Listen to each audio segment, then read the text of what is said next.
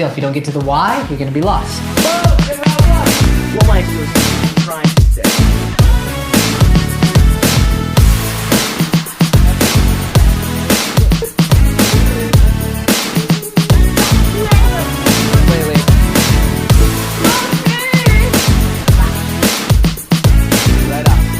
I want you to be selfless right now. 1, 2, 3.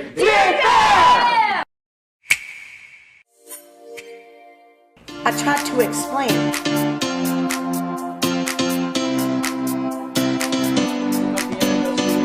I don't want you to think about getting through the monologue. Young people. Yes. Let's go!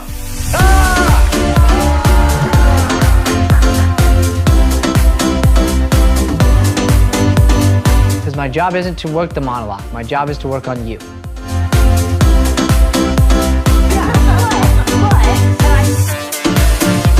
It's not about how many classes are on the resume. It's about your work ethic and persistence. Who's further along than they were when they walked in the room?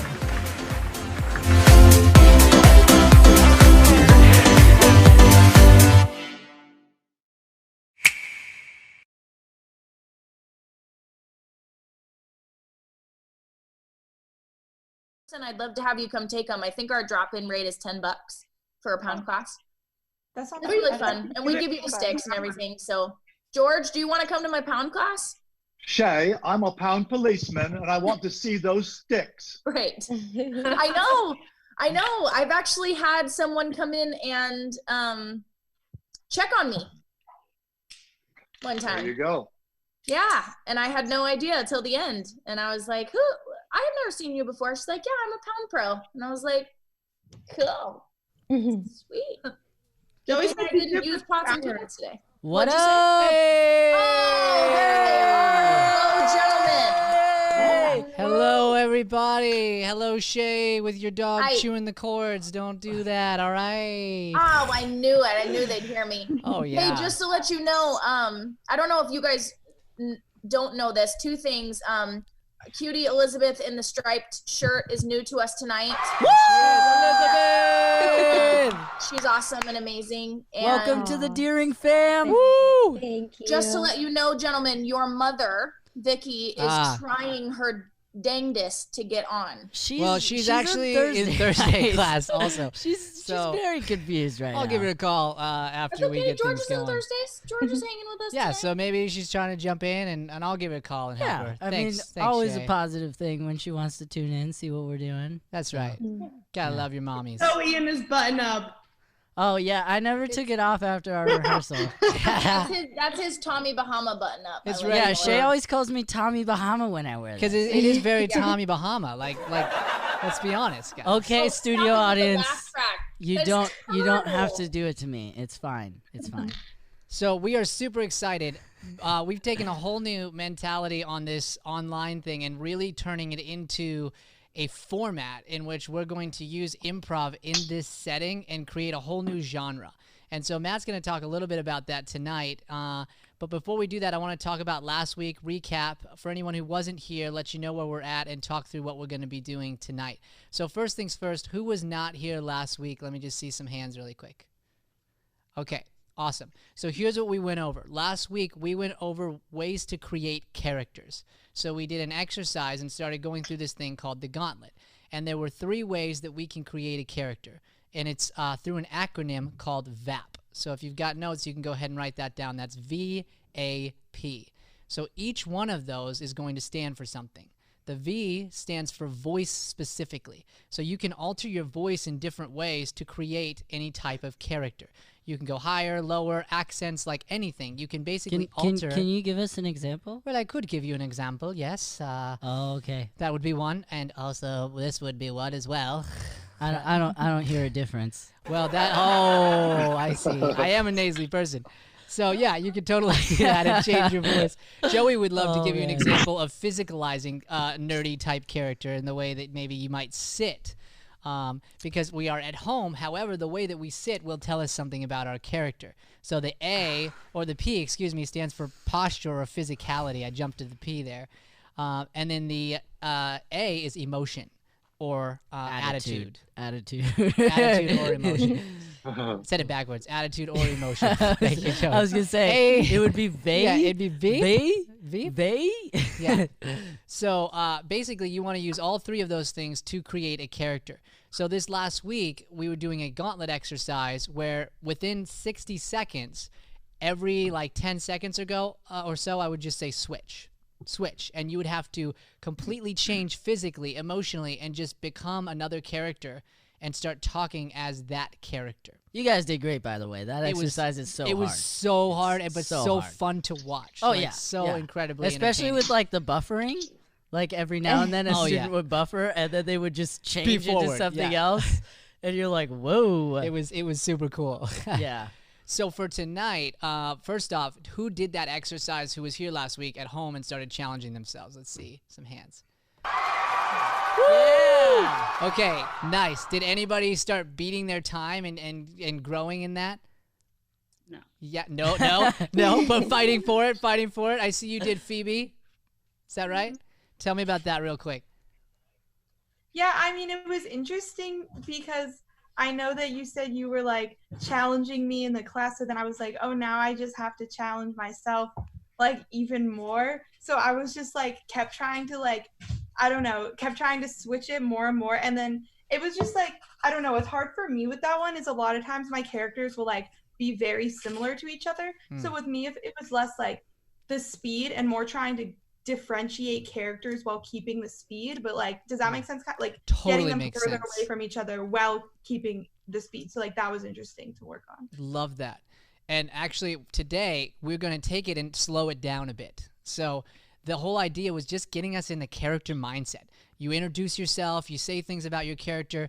Matt has the show Mornings with Matt, where he's interviewed, and it's several of you who are in here right now, and just talk to you, okay? So tonight what's going to happen is you're going to use any character from your gauntlet exercises you did this week or create one here on the spot, and Matt is going to do character interviews with you. So you're going to sit as your character, you're going to act as your character, you're going to talk as your character, and create an entire sort of backstory where you're listening and responding to Matt's questions to you. And so if you did characters this week, you can pick any one of those characters, or before your turn, you can come up with one on the spot and just get into character, and Matt will guide you through that. The purpose of that tonight is just to build the backstory of these characters and learn what it's like to live from their point of view. And so I'm going to bring Matt in here, and then he is going to walk everybody through that exercise. We're all going to be watching each other. So let's get a huge round of applause for Mr. Matt Deering.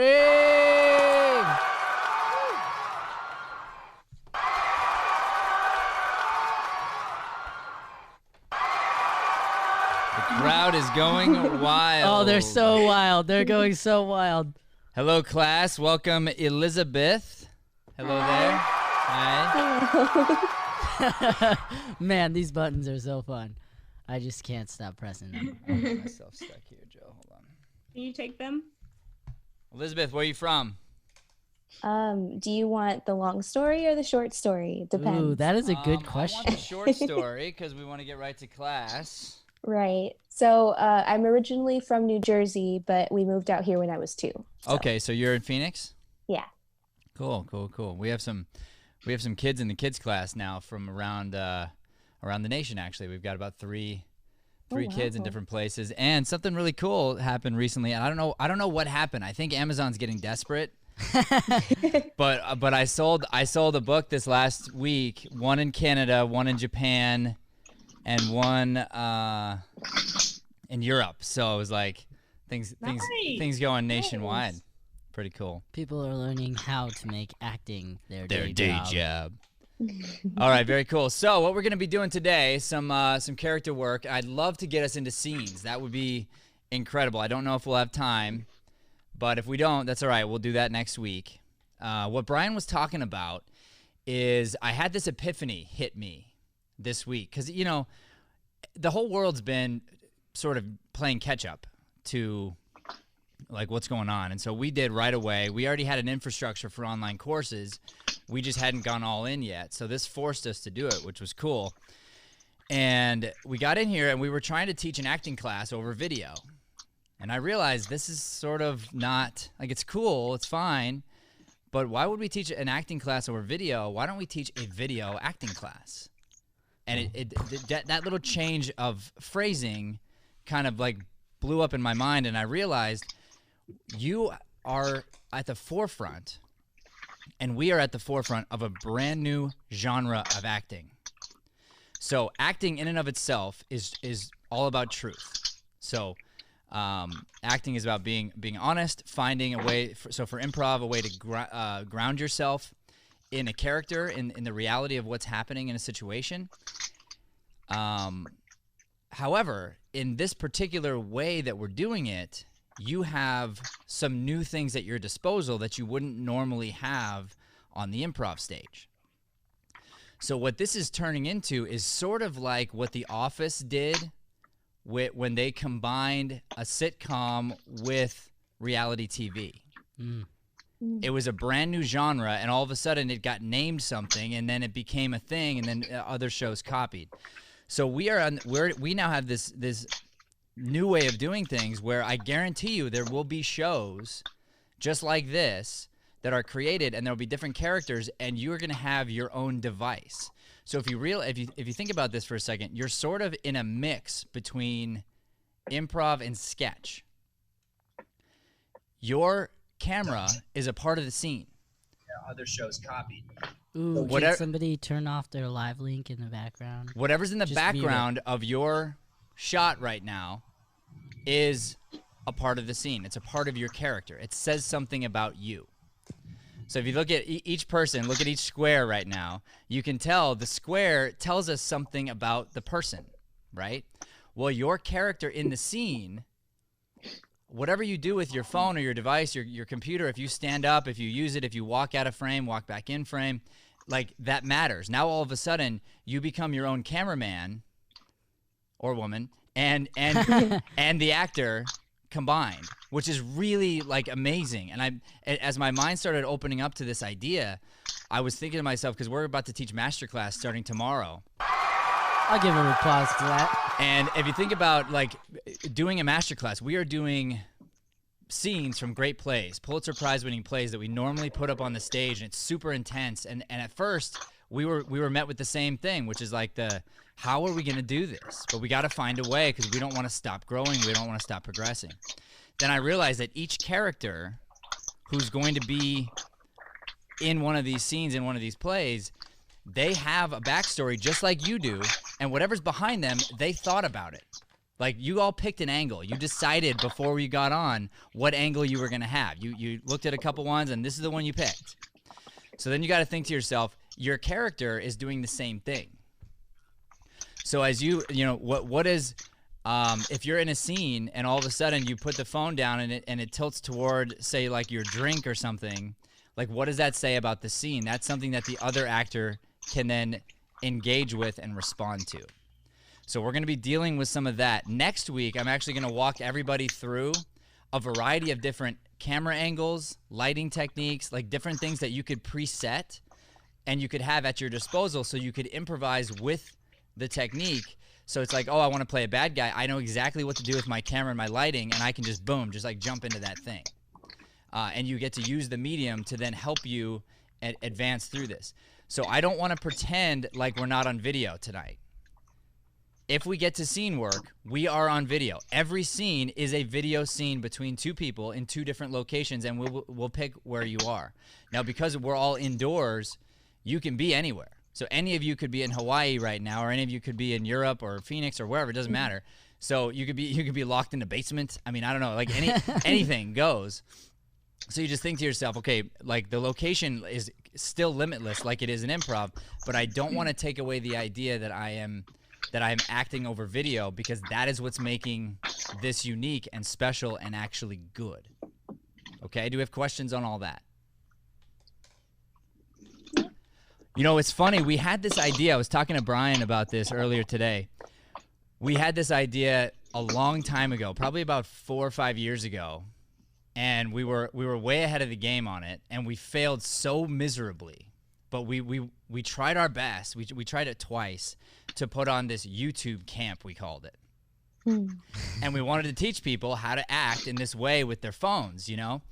And it just was like, it was an abysmal fail. It was just you know, we really tried, and but we were doing too much of the work, when I look back on it.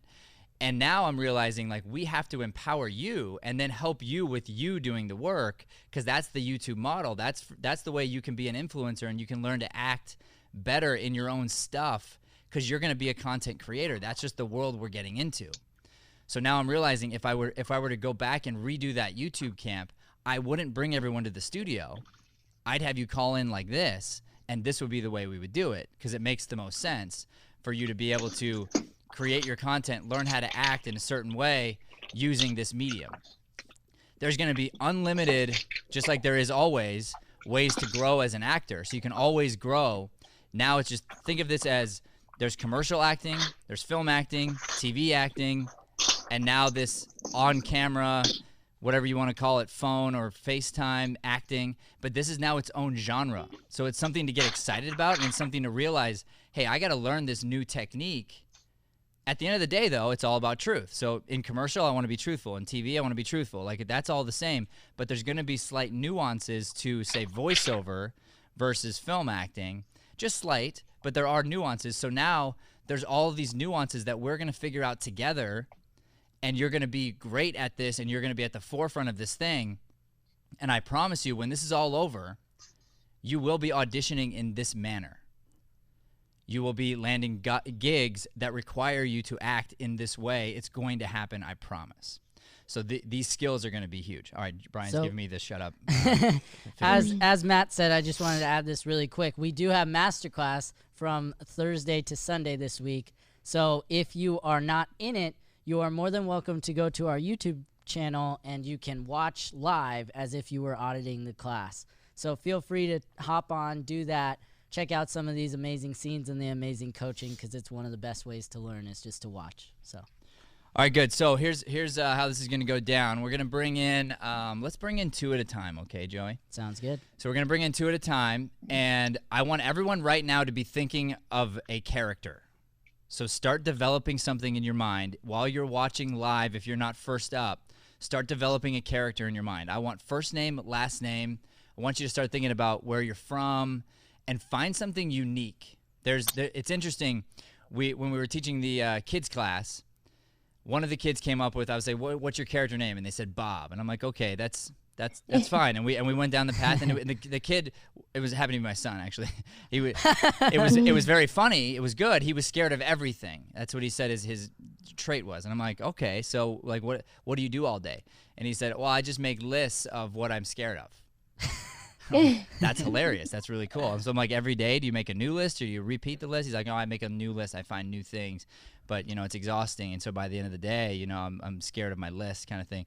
And so it was great, but the name was less memorable than my daughter's character name that she came up with, which was Lila Rosenberry.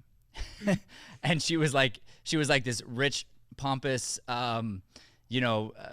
duchess of sorts who lived in a castle and in the woods and all this stuff. She had servants and so, but what's interesting is the name, it was like, I couldn't forget the name.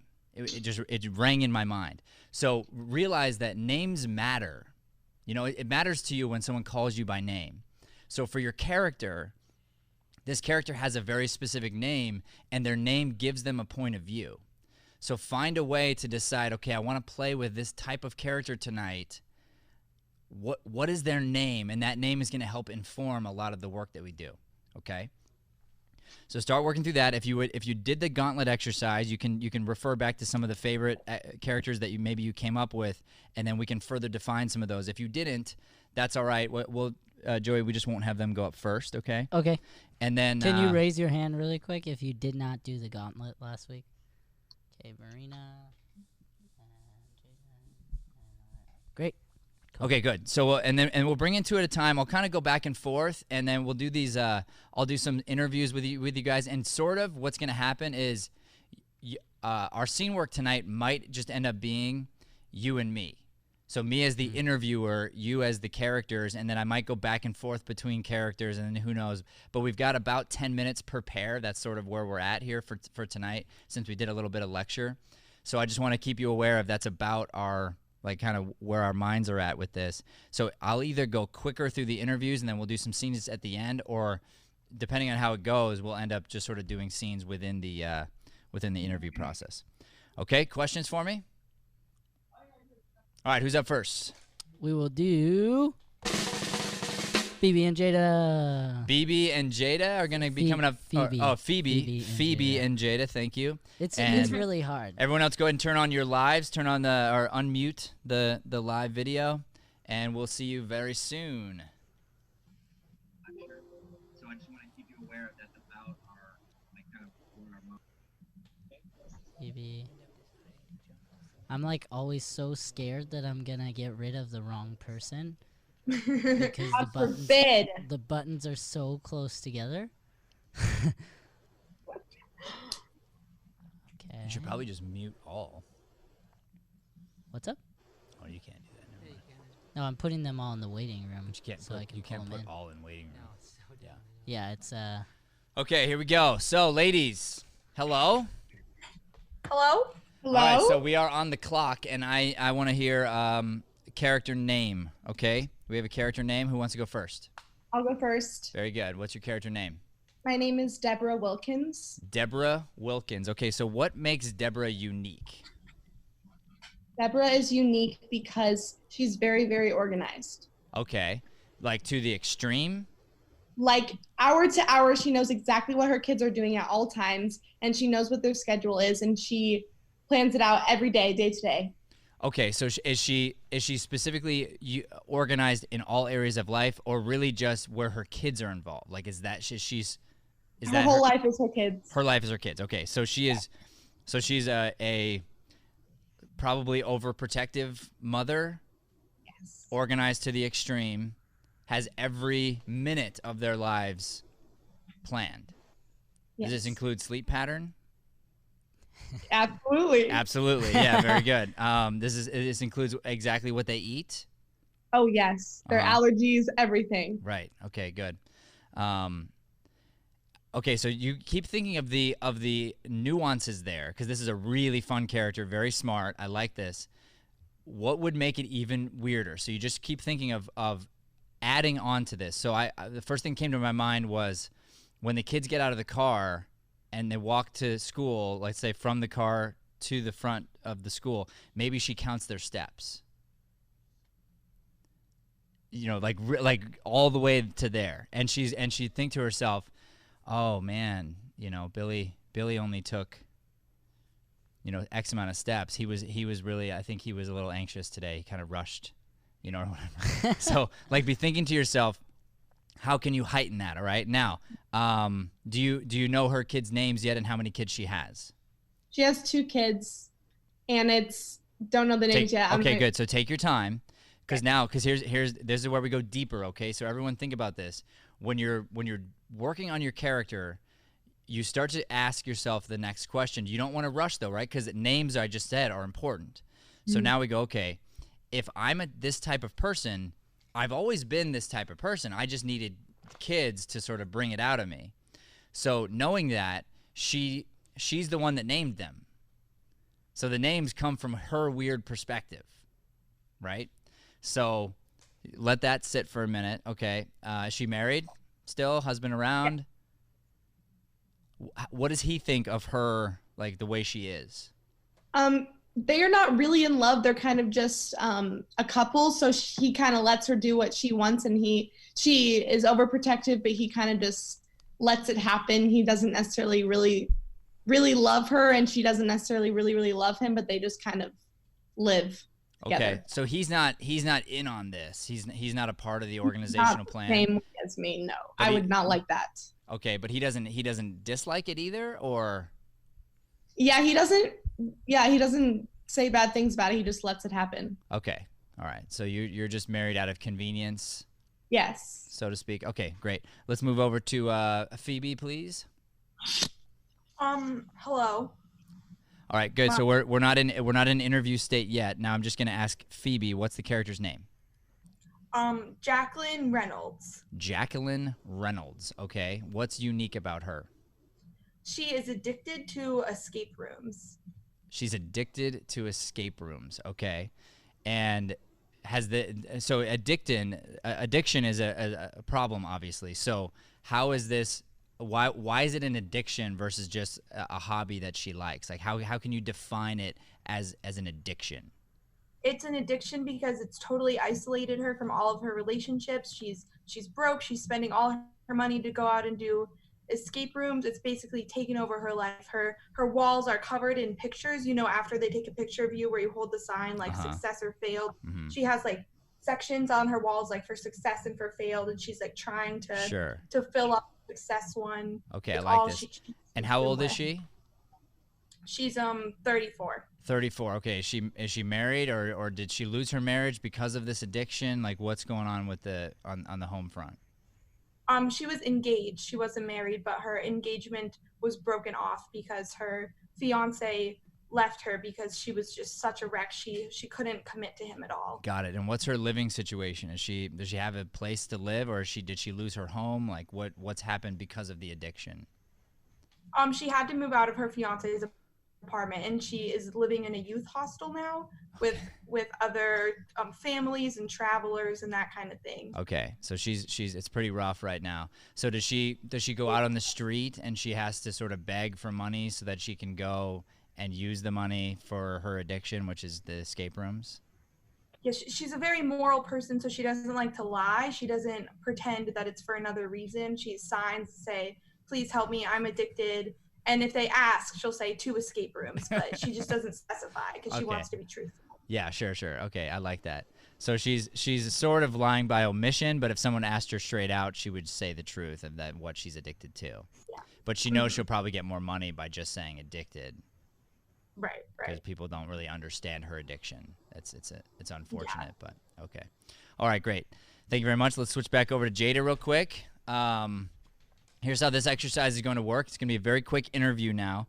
So this is going to help you dig a little bit deeper. And anything you say, you don't have to necessarily hold on to for a future, but some things you might be just inspired to improvise, and then it's great and it's true. And then some things you might look back on, like let's just say, if I were to have asked you your kids' names and you came up with it right on the spot and you didn't love it, you could always go back and fix that later. Okay. So as you're developing this character as something that you could use in the future. And so I'll just ask you a few questions. We'll get you through a little bit of an interview process and let you really feel who she is, okay? So Jada, here's what's going to happen. I'd like you, Jada, to please leave. I want you to go away from the camera so we can no longer see you. And when you come back, you are going to be what's her name again? Deborah Wilkins. You will be Deborah Wilkins when you come back, and I don't want to see Jada. I'm only going to talk to Deborah. Yes, sir. Okay, thank you. This is so fun. Love it. The anticipation.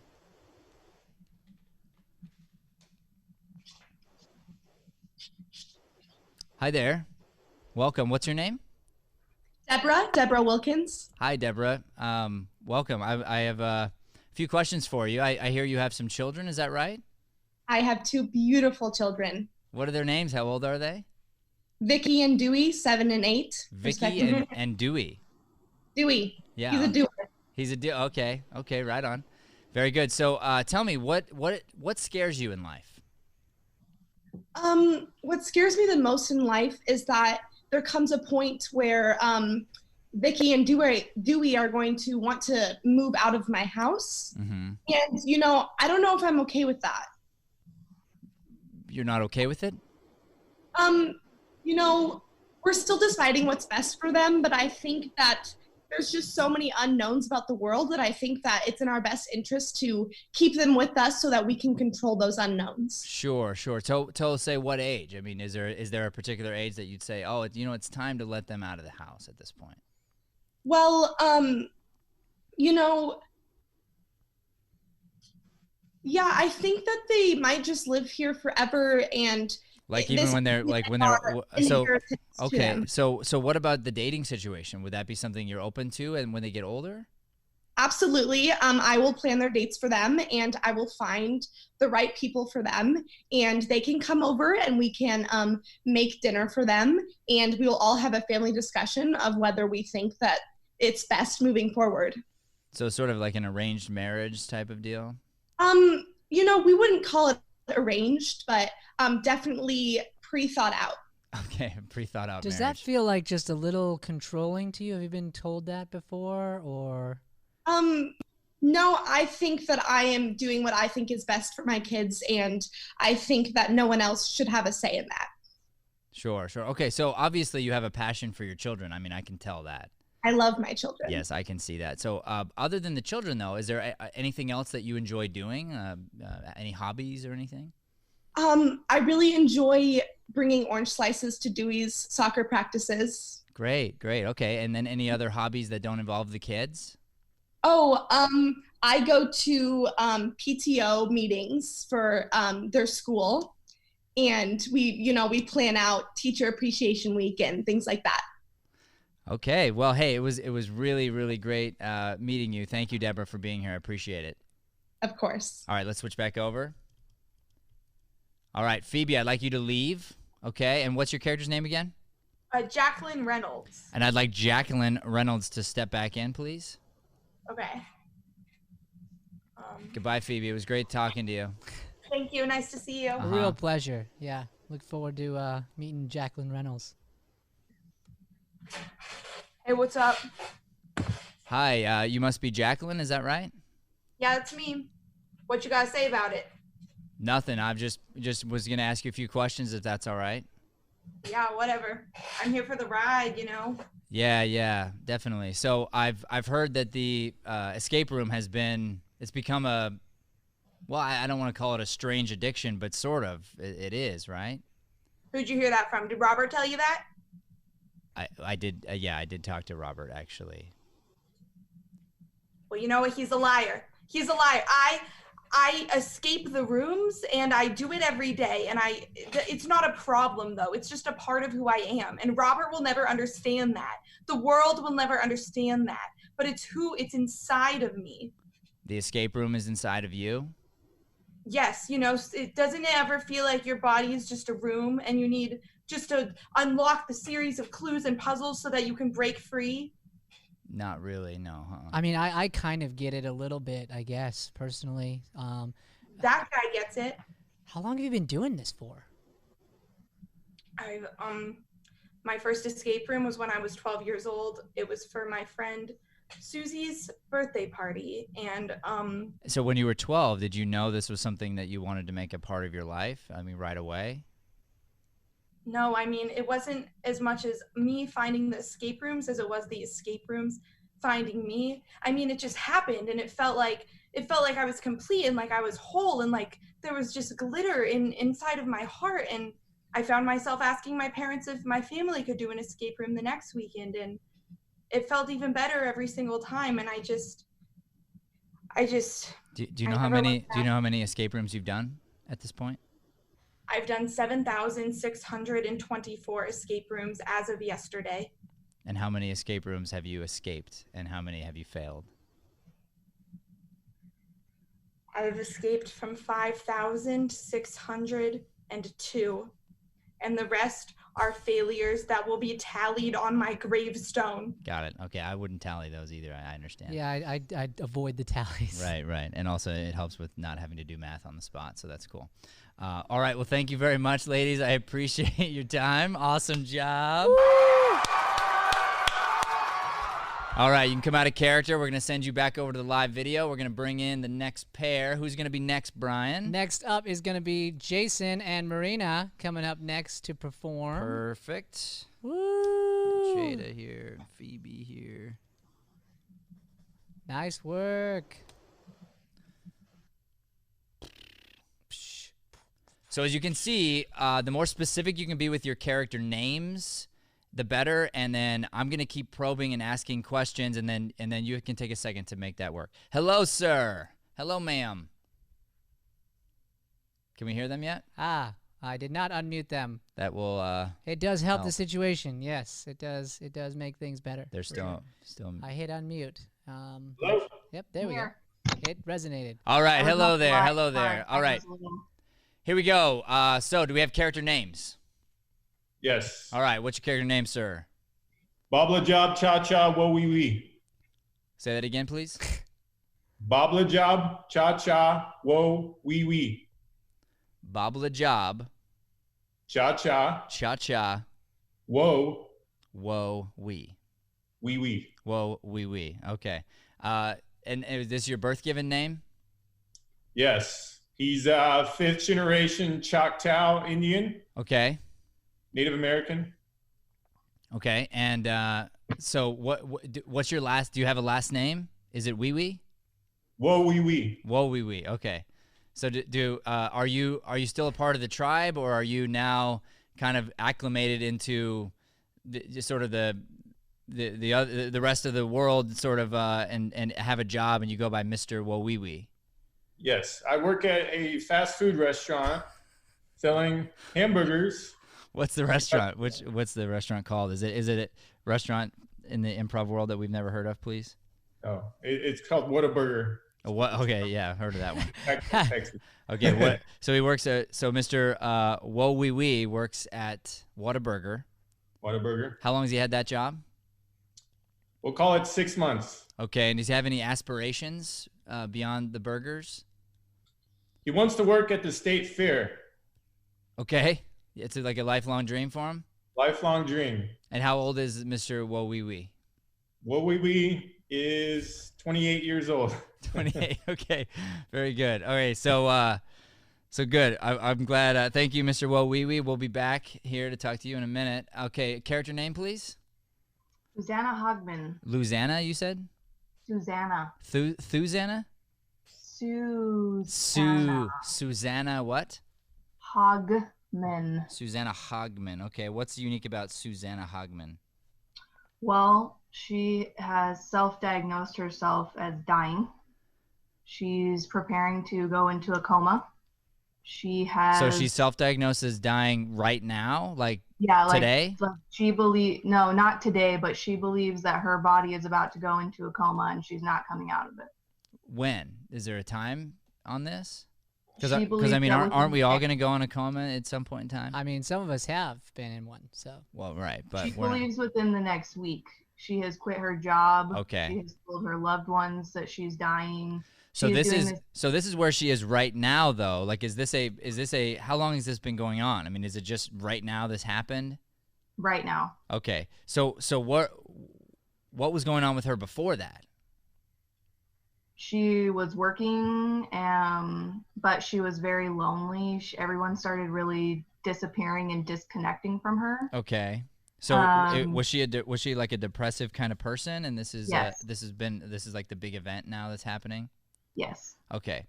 And so she self-diagnosed herself as dying from a coma within a week.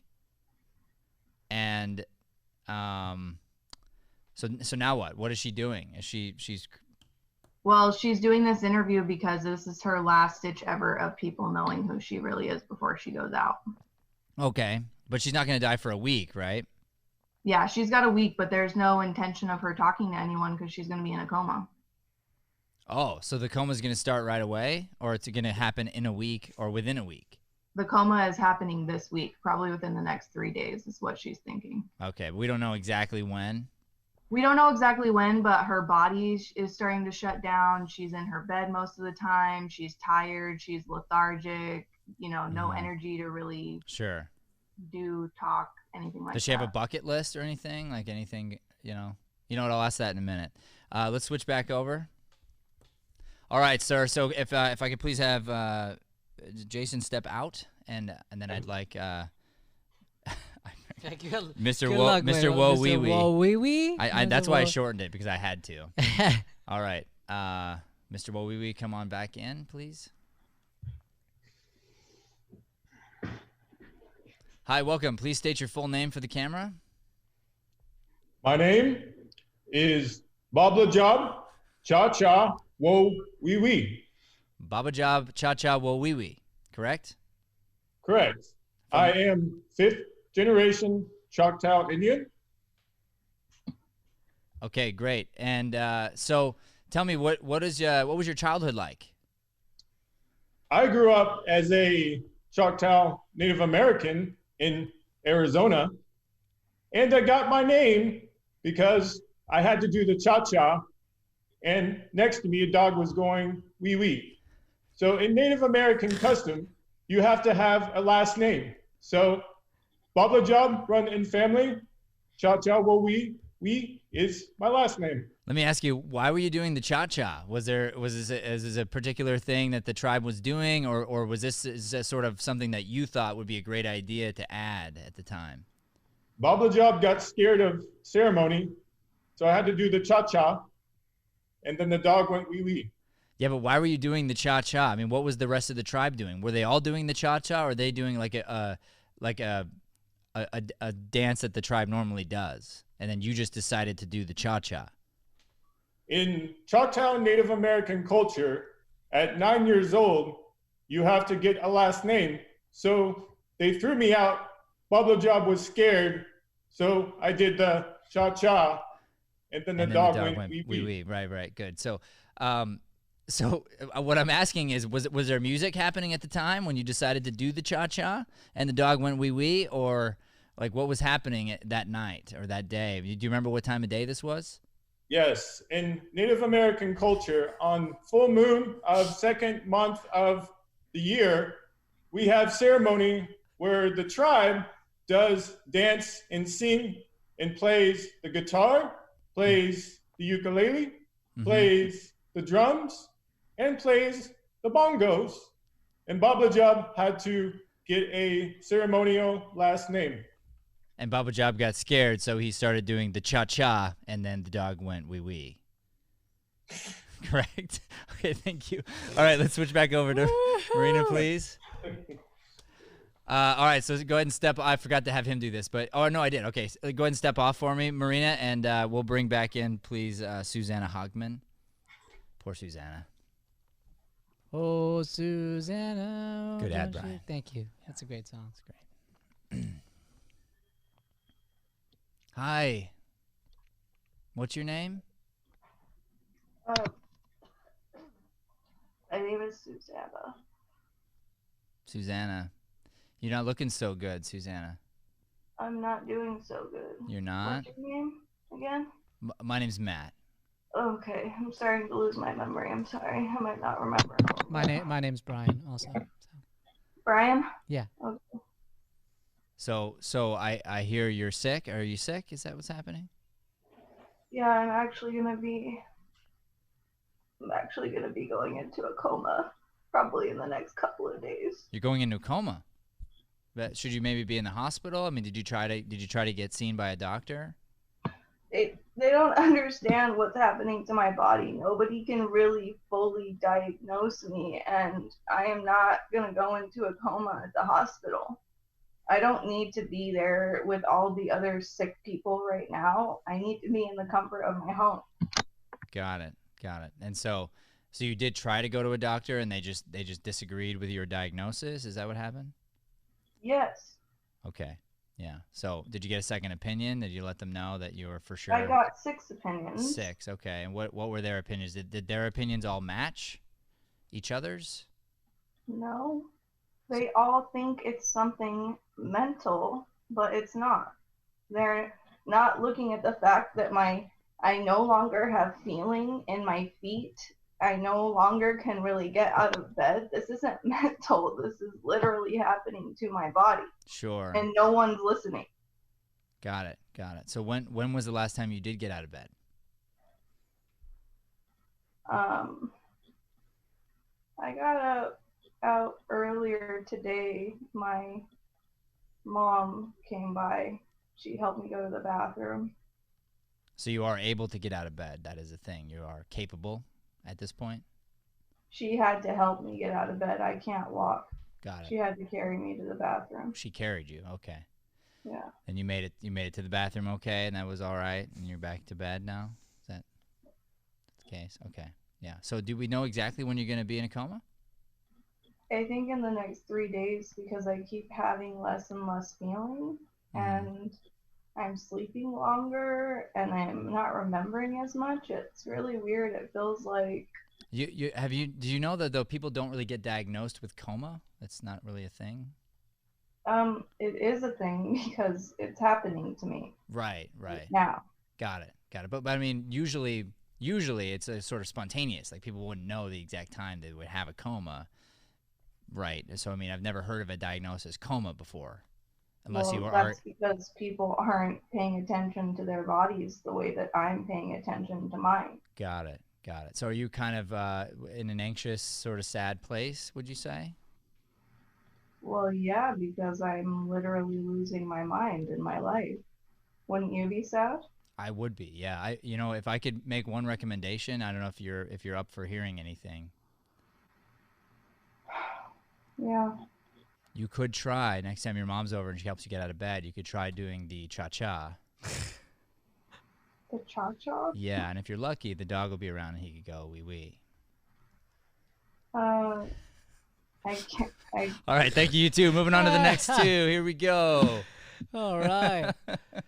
Wow. Okay. Our next two performers are going to be Danielle and Amanda. Danielle and Amanda will be our next two performers, and we have 33 minutes left. Got it. Okay. Hello, guys. All right, we're gonna jump. We're gonna jump right to time. Brian is the time police, so we are gonna I sure am. hippity hop here quickly. Character name, please. Danielle. Who's going first? Let's have Danielle go first. My character's name is Dorothy Hibbs. Dorothy Hibbs. Yes, Hibbs. Dorothy Hibbs. All right, what's unique about Dorothy? Dorothy is a Southern girl, and she's just very over the top, like about everything. Okay. And she's known for making define over the top. Like, you know, like people that just get excited over the littlest things. Okay. Like maybe she painted her nails right. Oh my gosh, I painted my. She's just very over the top about everything. Okay, so every little thing is a big thing in her world. Yeah. That's the idea. Okay, good. Okay, keep going. And she lives on a farm. She has two kids, little Billy and Frankie, and she's known for making the best homemade pies. And then her husband just works on the farm. How old is Dorothy? Long. Dorothy is 28 years old. Okay, so she's a young farm girl. She always, Yeah. Okay, great. Okay, thank you very much. Let's switch over to Amanda. Hello there. Hello. Character name, please. Jillian Palin. Jillian Palin? Palin, yeah. Okay, Jillian Palin. Tell me about her. What makes her unique? She is obsessed with the color pink. Okay. And how old is she? She's 34. She's single. Okay. And when you say obsessed, like what do you like? Obsession is a big word, so. Meaning that, like her hair, her dress, like her outfit, her house, her furnitures, and everything has to be pink. Okay, so she's like everything's pink. She lives in a pink world. That's the way it is. Yeah. Okay. And she's single. We're not surprised, but let's see. Okay. 34. Where does she? You know what? I'll come back to your in an interview. So I want you to think about your voice, attitude, posture for her. Okay, I'll come right back. All right, let's. Okay. All right, Danielle, if you would please leave the camera. I would like to invite Jillian, or no, I'm sorry, Samantha.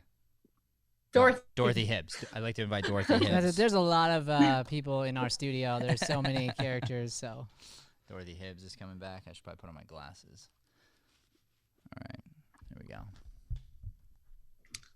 Well, howdy there. Well, hello. Hi. You must be Miss Hibbs, Mrs. Hibbs, I should say. Yes, I am married. I'm Mrs. Hibbs. Nice to meet you. Nice to meet you too. May I call you Dorothy? Is that okay?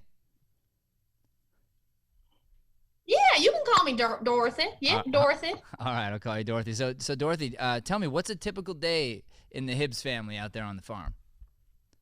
Oh, man, where do I even begin there, Matthew? Well, you know, I get up bright and early by my rooster, cock-a-doodle-doo, and then I have to go out to the farm, you know, help my husband. You've got a rooster? Is that what I heard?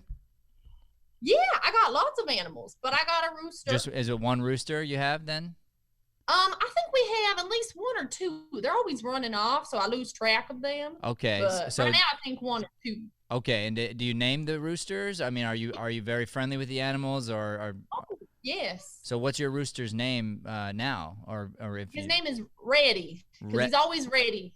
And is he red too? So it's like a double entendre there. Yeah. Like ready. Exactly. Oh, that's interesting. Okay. And then the other one that you don't know for sure you have or don't have, do you have a name for that one? Yeah, you know, we used to have one named Scotty, but I think he might have ran away. I haven't seen him in a while. Okay. So right now it's just ready. Yeah, exactly. Who's always ready and he's red. Yes. Yeah, okay. All right, good. So so you get woken up by the rooster ready, and then what happens?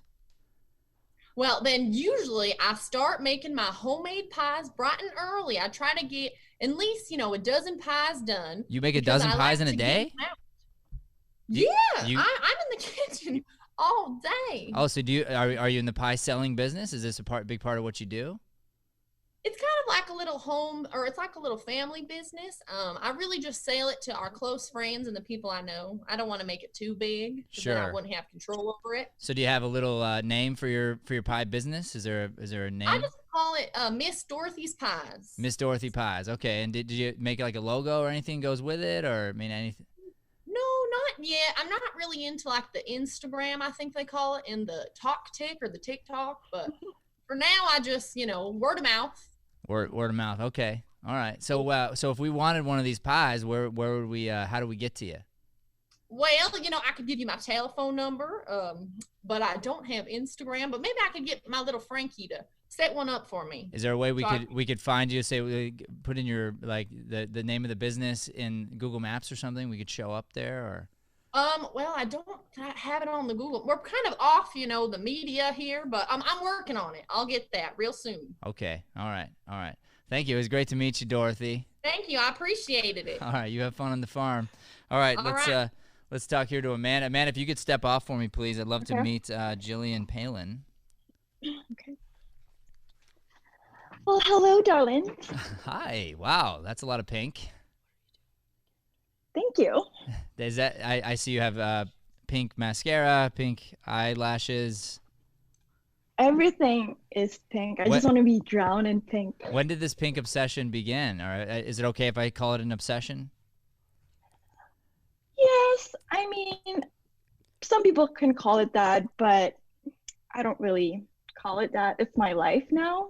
Mm-hmm. So it started when I was 18. I moved out of my parents' house. So when you were a little girl, when you were a little girl, you didn't really care for pink that much. It wasn't a big deal, and then it wasn't until you were 18 you had this big. It's always been like I love pink so much, but then like it grew like when I moved out because like I started buying like pink furniture. Was there like a big life experience that happened when you were 18 that just sort of like brought this to the forefront? And you knew, hey, I'm gonna be pink forever now. Like this is because of this moment. Was there a moment like that?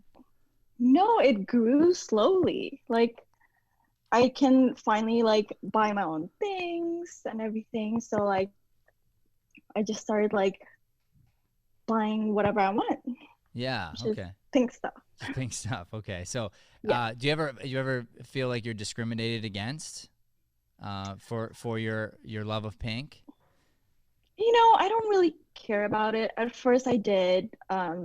Like for instance, I have to imagine that the neighborhood, the homeowners may not love that there's a pink house in the neighborhood. You ever get people kind of coming around throwing eggs at you or anything like that? You know, any kind of like negative results? No, they're so nice because I live in the nicer neighborhood. I have my own company now, so. What's your company called? It's called Pinkish. I have my clothing company. Got it. Okay, so this is a nicer. It's like an upscale neighborhood that doesn't have the restrictions. Yeah. So, but every other house then would be probably some sort of a tan or white color, and then your house is pink. Yeah, but it's not like bright pink. It's like subtle pink, soft pink. The inside is bright. Okay. All right. Yeah, I can tell. I mean, that's very bright behind you. Those blinds are just blindingly pink. There. Okay, good. Thank you. So you're welcome. Yes. So and then what about say does it ever frustrate you at all? Like say you go to buy a car and they don't have the color pink and you have to pay extra for that type of thing? And that's what I mean. I mean to live the pink lifestyle, obviously, I mean it's tough, right?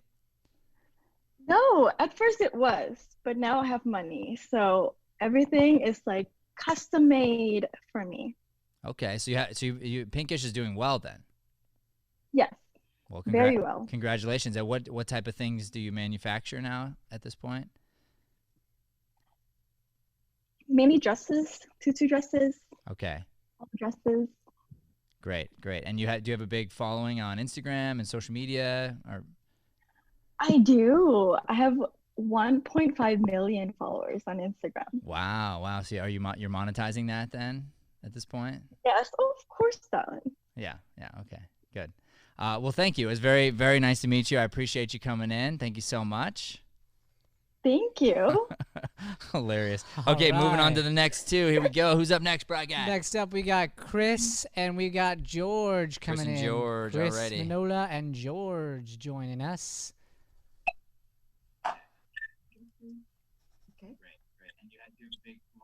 So go ahead and mute that live, please. Yeah, Chris and hold on one George. Yeah, go ahead. Okay. Hi, Chris. Hi, how are you? Start with Good Chris. to see you. Happy to be alive. Yourself?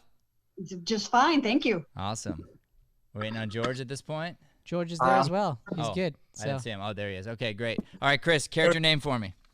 Chloe Vanderwall. Chloe Vanderwall. Tell me about the Miss Vanderwall. What's unique about her? She loves to shop. She loves the finer things in life. She likes to spend money on herself, on hair and makeup and jewelry. Is she wealthy, like extremely wealthy? She's fairly wealthy. How did she make Not her money? Is it her husband who's making the money? Is this inherited? What's her situation? No, it's her husband Clark that makes the money. Okay. And did she marry him for the money? Is he her first husband? What's her situation there? It's her first husband, but yeah, she married him because she knew he had the potential to make money, and he does. Okay, but when she first met him, it was just potential. It wasn't. He wasn't already making money. Well, he was a law student, and then he became a lawyer, so she was pretty sure. Got it. Okay, good. Yeah. So she likes to spend money. She likes all the lavish things. This is a part of who she is. Okay, tell me more about her. What is she? What scares her? Being alone and being invisible or insignificant. Okay, all right. And does she have any hobbies besides shopping? Laying out, getting her nails done, getting her hair done, shopping online, shopping at the stores. Okay, great. Is she? Do we want to put her in the time period of right now? Yes. Okay, I'll do that. All right. Yep. All right, sounds good. Thank you very much. Let's move over to George. Hello, George. Good evening. Character name for me, please, sir. You're looking good. Thank you very much. My shut-in beard.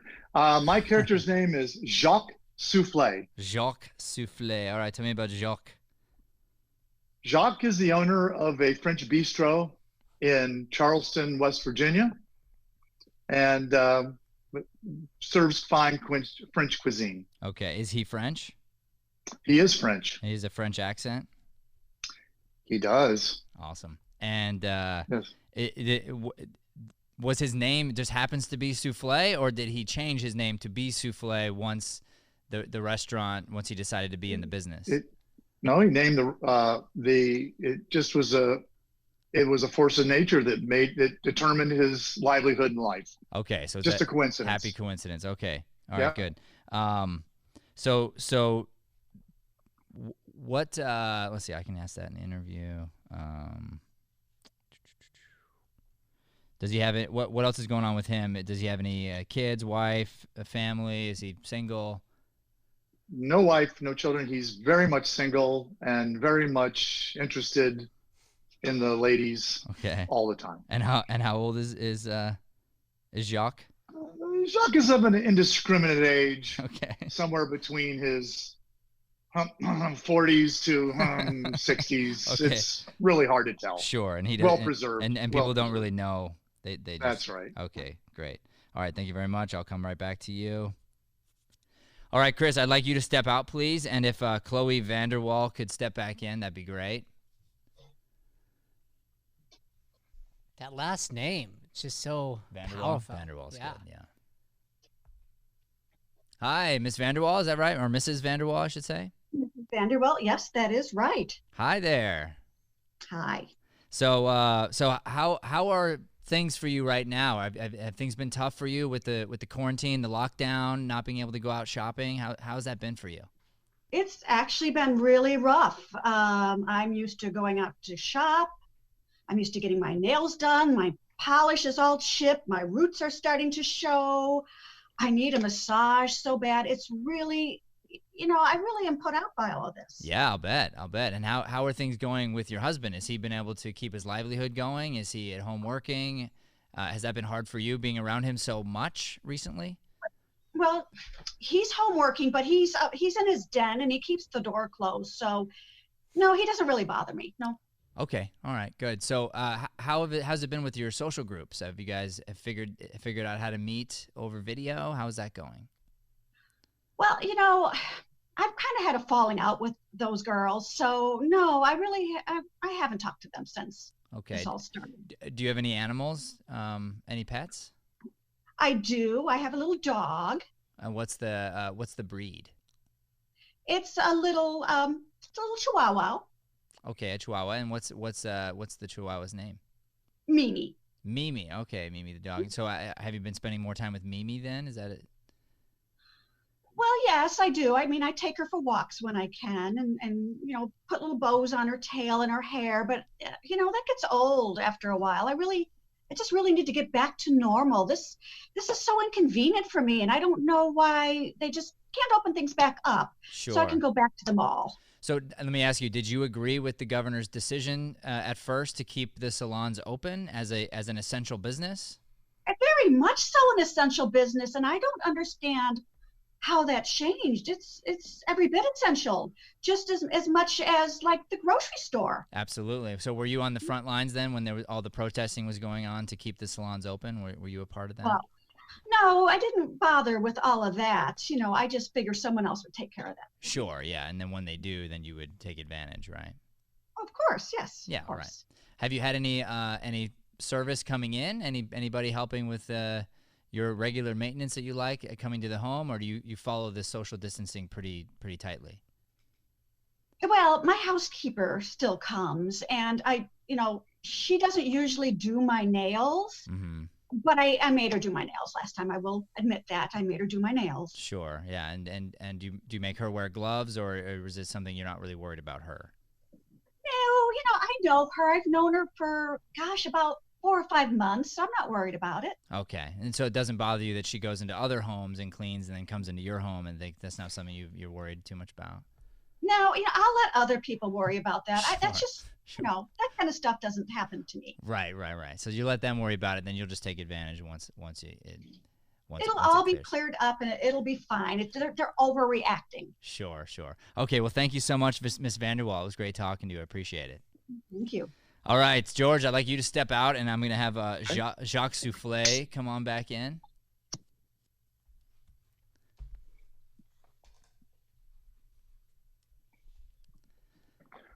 Hello. Bonjour, mon ami. Hey, bonjour. Hello, Jacques. Bonjour. So, man, we have heard a lot about you. I don't know if you know this or not, but around the my circles anyway, that you're sort of known as the other most interesting man alive. Have you heard this? You flatter me, monsieur. You flatter me. Yeah. So I hear you are not just single, but you are very, very single. Is that right? Correct? Jacques is always single and always engaged, if you know what I mean.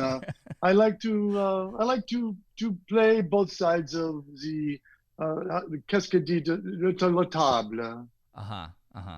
Good. So do you most of the women you meet, do you meet them in your restaurant? Is that? They come in. They are patrons of our restaurant. We have the most elegant dining establishments in Charleston, West Virginia, and we cater to all sorts there. And we meet all of the les jeunes filles, young women of Charleston. Sure. And when did the Soufflé family come over from France? Have you been here a while, the generations, or? No, mon ami. This is a story that you must keep in great confidence. Oh, of course. I won't tell anybody. Jacques owned a very successful restaurant in Paris. It was near called Maison sur la Table.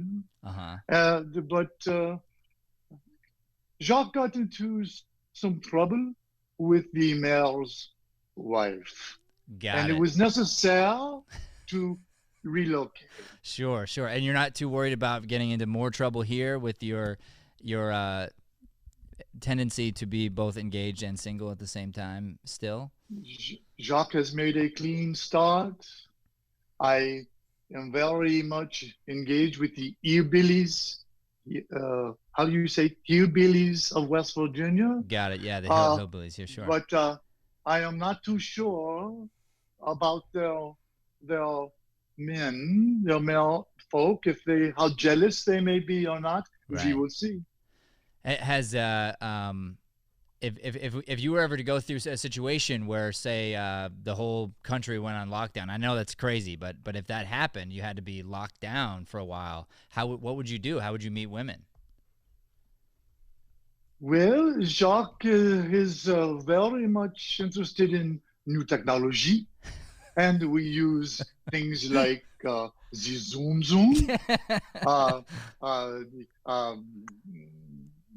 FaceTime. Yeah. And you can see quite a lot of the other person. Yeah. You know, online. There could be another business for you, an additional business, perhaps. So you could maybe, if that ever happened, you could keep the lonely, wealthy women who are out there. Keep them occupied. That might be Jacques. That has been Jacques' lifelong livelihood, if you say. Sure. I like to make succulent, tasty food, and I like to share it with mon ami. Mon ami. Okay, thank you, Jacques. It was great talking to you. I appreciate it. Ms. Vanderwald, very good. Good job. All right, next two are coming on up. Hello, Giacomoli. What's up, dude?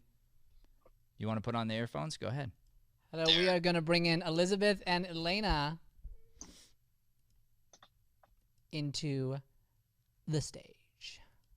Bow, bow, bow. Bow, bow, bow, bow, bow, bow, bow, bow, bow, onto the stage. Unmuting them. Bow, bow, bow, making a song. All right, Elizabeth, hi. Hi. What's your character's name, Elizabeth? Her name is Brittany Brittany. Brittany? Mm-hmm. And her last name? Oh, so it's Brittany Brittany. Oh, her last name's Brittany. Yeah. And then her parents thought it'd be a good idea to name her Brittany. Yeah. Okay. Good. And so what's unique about her other than her similar first and last name? So Brittany Brittany is a social media influencer. Okay. Who specializes in products starting with only bees. Starting with what? Only beets? Only bees. The letter B. Oh, okay. So only products that start with B. So she wouldn't take any sponsors that didn't start with a B. Legally, she can't. No. So like blenders and things like that. That's the kind of stuff you work with. Oh, okay. Okay. Cool.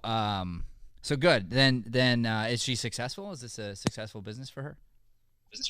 I mean, she's got a good following on Instagram. She's going up to almost like half a 250,000 followers. Okay. So she's getting there. She's an up and comer. She's found her niche, so to speak. Yeah. Okay. Good. And then how old is she? Her Instagram age is 19. Okay, that's all that matters, of course. And then let's see, she's 19. What else? Okay, that's probably good enough. I can interview from there. Thank you very much. Let's move over. All right, Elena. Hello, Elena. What's your character's name? My character's name is Eliza Jones. Eliza Jones. What's Eliana is what I meant. I didn't mean Elena. Oh, thank you. What is unique about Eliza Jones? She is a British yoga instructor in London, England, who believes she's been tapped on the shoulder to join MI6. Oh, okay, nice. Okay, I love that. And does she have a family or anything? She has a mom who she lives with. Okay, and so she's been called to be an MI6. Is that what you said? Yeah. Like Mission Impossible? She believes she's been tapped on the shoulder to join. So to be a spy. To be a spy, yes. Got it. Okay, that's what I thought you meant. Okay, interesting. All right. Great. That's all I need. That's awesome. All right, let's move back over, please. All right, Elizabeth, I'd like you to step out, and I'd like Brittany to come on back in, if you would. That smile, I love it. Yeah. Hey. I think she's muted. I didn't do it. Hold on. I'm fixing it. It's fixed. Hey there. Hi. Now, I wanted you to know. I wanted to answer your question. Yes, you may. You can go ahead and post this interview on your your channel. Awesome. Is it okay if I vlog? Yeah, of course. Yeah. Okay, yeah. so I'm gonna set it up right here. Okay. Okay, good. So you have a product here, I see. Oh yeah, it's I rate all of my products by a scale. It's the Britalicious scale. So Brit Nasty won't sponsor me. Britalicious, it's awesome. It's a Brita filter. Okay, good. So you'll only represent products that begin with B, is that correct? Yeah, it's legally binding. Can't do anything that doesn't start with a B. It's Brit Nasty if it doesn't start with a B. It's Brit Nasty. Sure, yeah, that makes sense. So to clarify then, could you represent a blender company because the word blender begins with a B, or is it the product name? No, it's like, so for right now on my Instagram, you can check I'm doing breathing animals because technically, legally, that starts with a B. Got it. I do have some blenders, and you know what? It's a great question that you brought it up.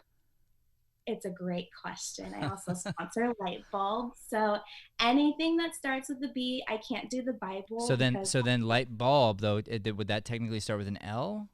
Bulbs because it's Instagram slang. Got it. Okay, so we just shorten that. Okay. So for instance, something like you could represent the company Rainbow because if it was bread, because that'd be okay. Yeah, bottles, water bottles. So technically, as long as it starts with a B and I can do my alliteration, yeah, as long as it matches with my feed, 100%.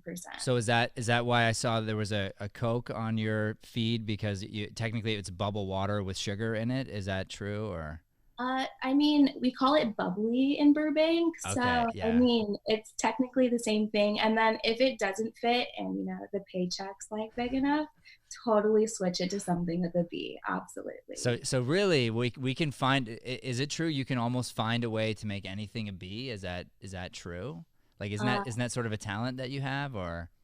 The reason why I have my followers. Sure. So we own an acting studio. It's called the Deering Acting Studio, and unfortunately, it starts with a D. Yeah. How would you find a way if you wanted to say represent our company, and we wanted to pay you? How would you find a way to make that work, or are we just sort of out of luck? Brit Nasty. You know what? Give me 1 second. Okay. She's using the bulb. She's thinking about it. Yeah. Her bulb's coming up with an idea. Okay, so no offense to your studio, it's kind of like a mid Brit Nasty right now because it would be. But if we put before Broadway, Daring Acting Studios, completely Britlicious.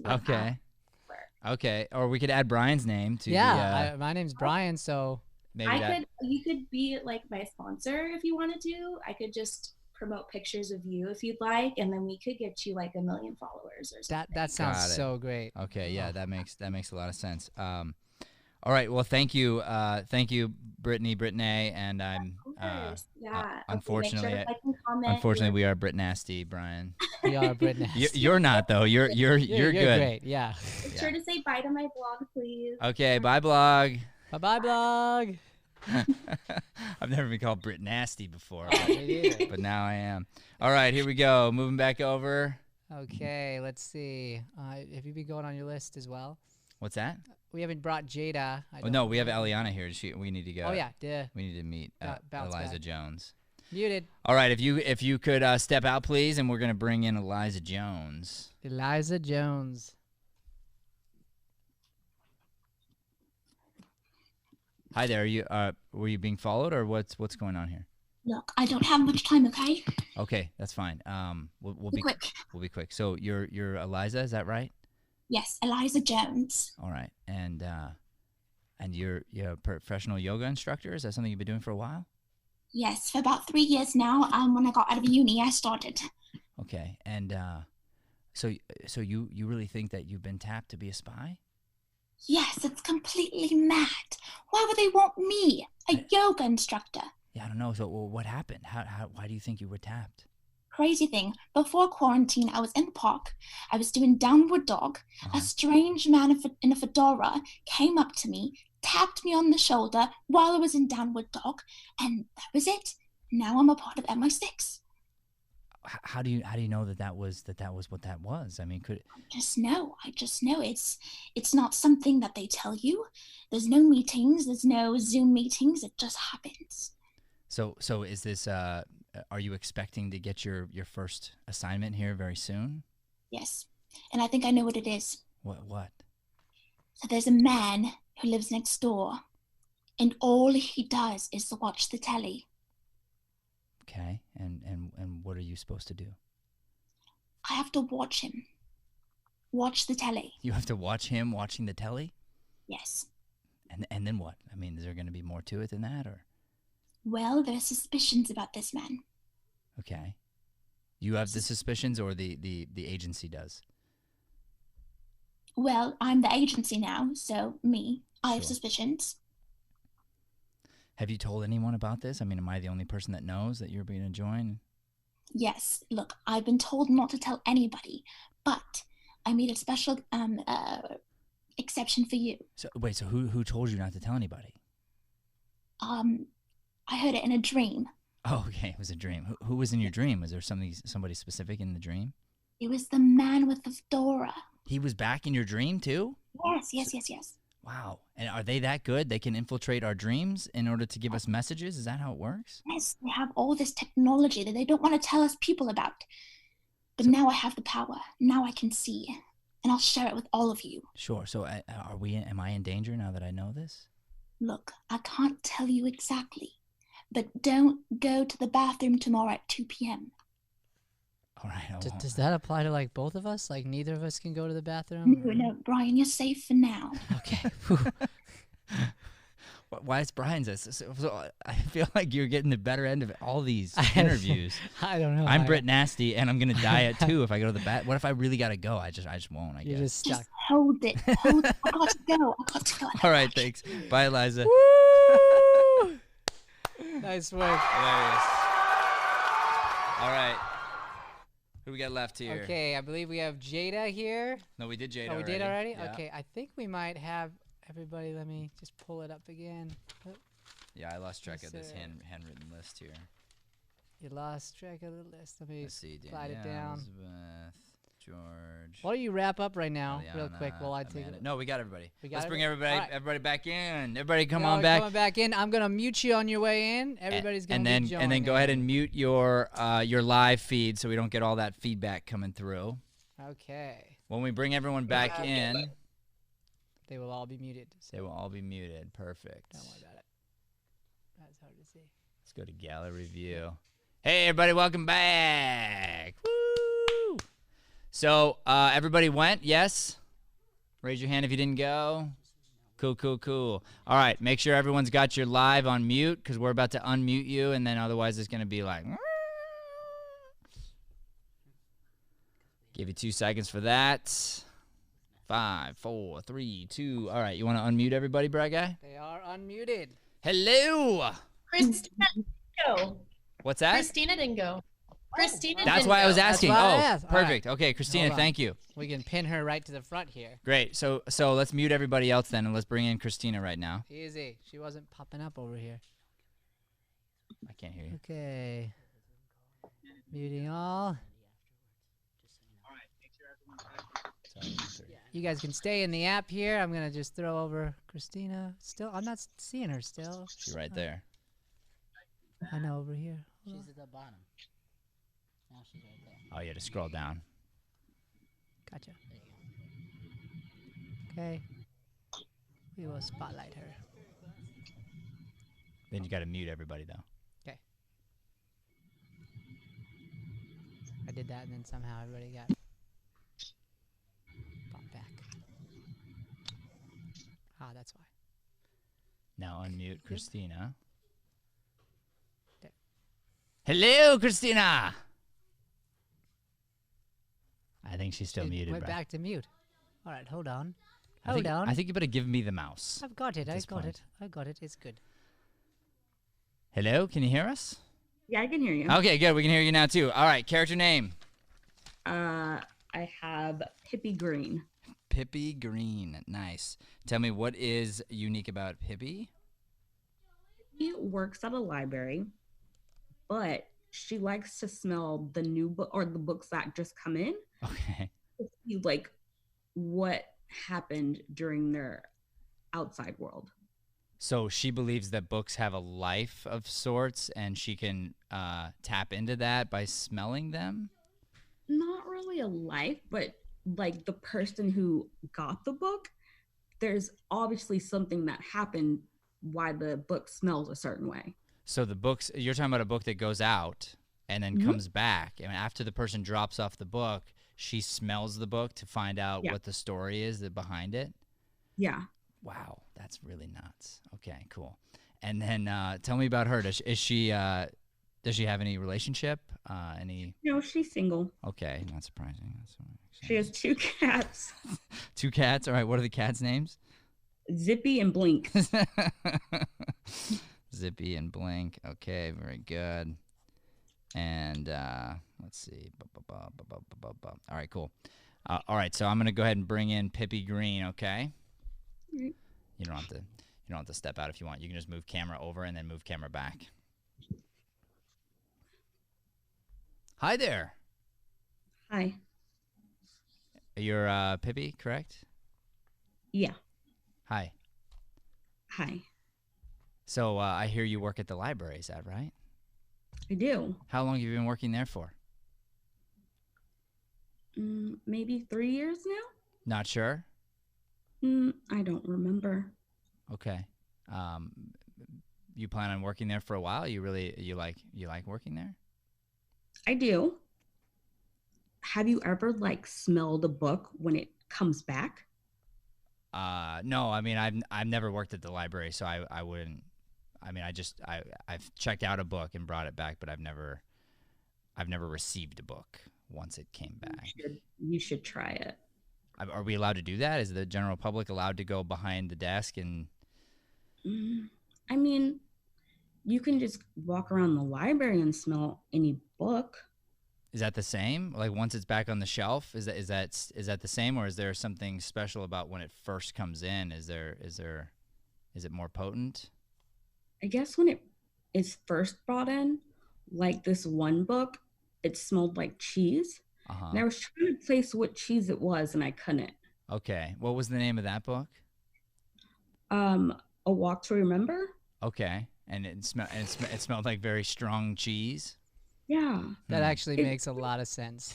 Why does that make sense? It's a cheesy film a little bit. Oh, is that what that is? So book too, I'd imagine. Or maybe it was a romantic date or something. Ooh. And the person was reading the book to their fiance, and they were having a nice dinner that involved some fancy cheese. Yeah.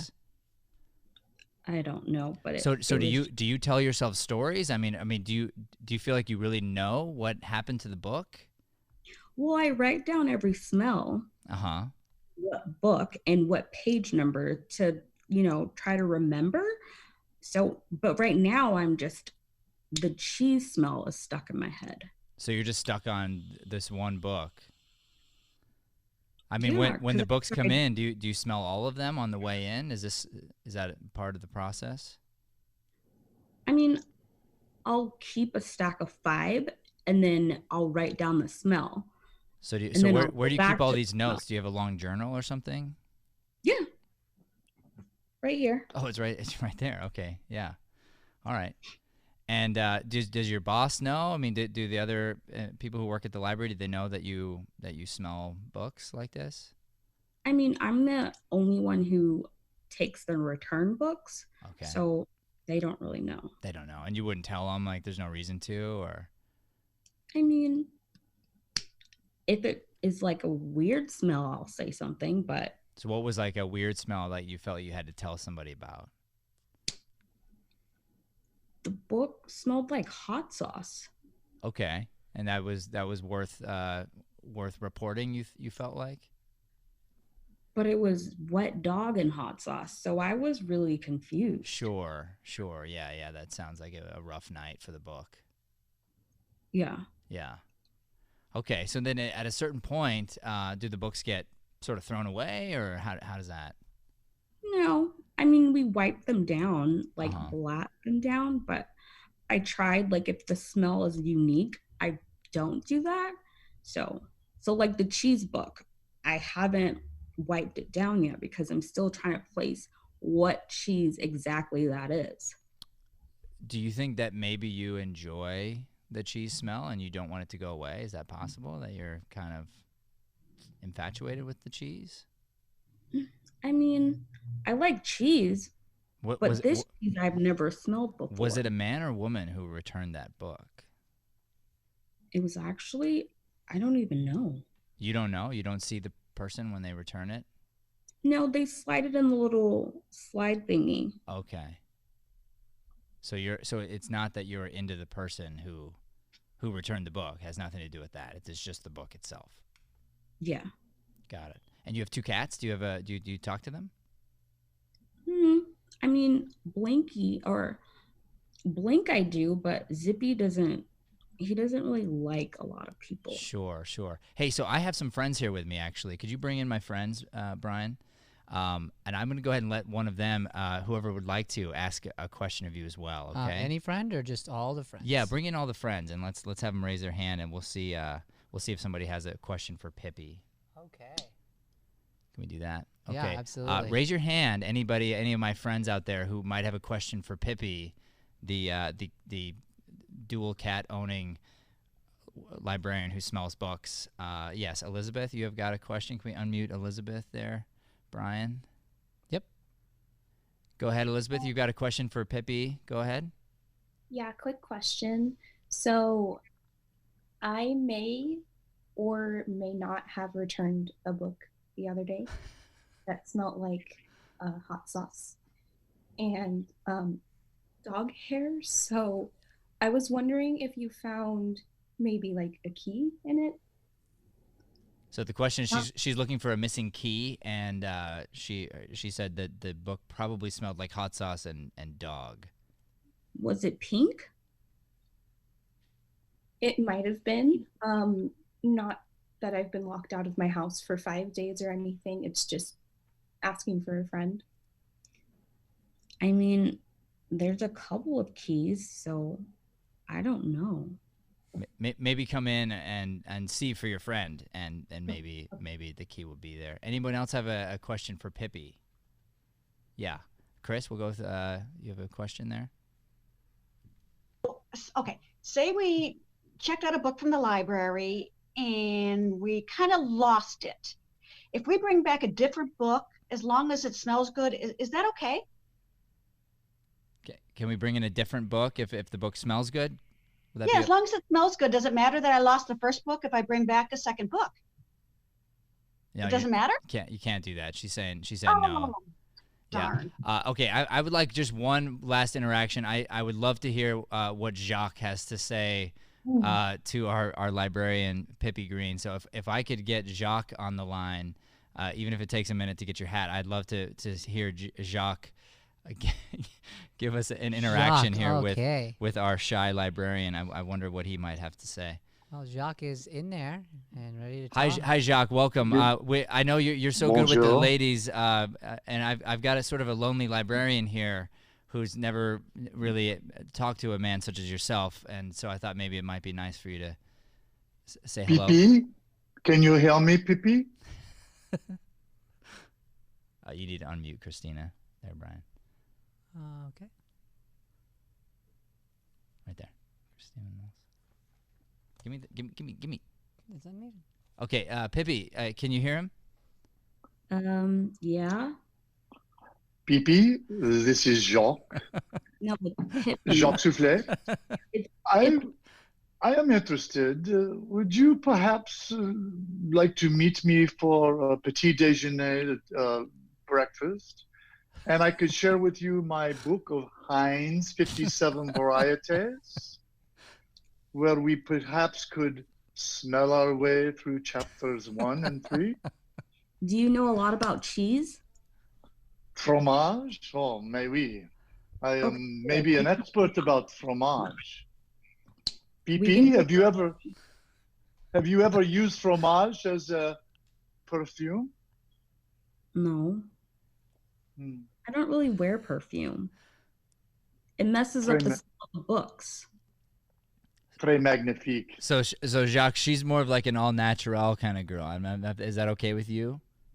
Yes, the as we say, earth woman. All right, very good. Thank you, Christina Knowles. I think we got through everybody now. Woo. Awesome. Okay, so we learned about character tonight and how to develop character even further.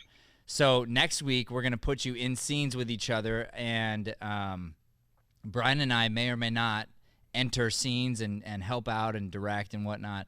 So we'll have that all planned out. But also, and probably most of the class, we'll see if I can get this organized in time, I'd really like to give a lesson on the camera angles and lighting and stuff, because I believe this is going to help you a lot and just help us all kind of understand how do we navigate this genre and do something with it. So is it Eliana, is that right?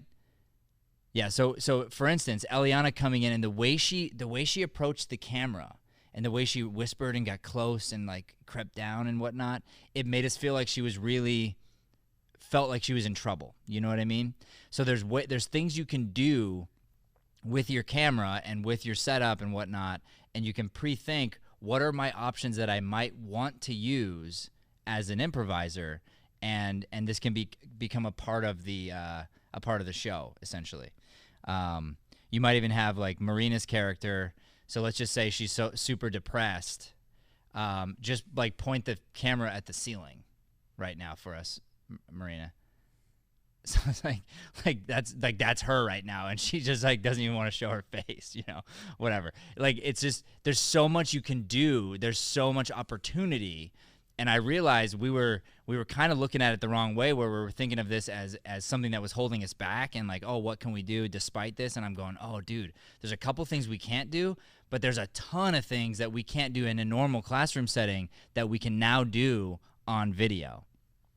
So I want to explore those, and so we'll go through some camera angles and whatnot. And then Phoebe, you're more than welcome to steal all this and teach your class, your kids, the same stuff, because I think it's pretty awesome.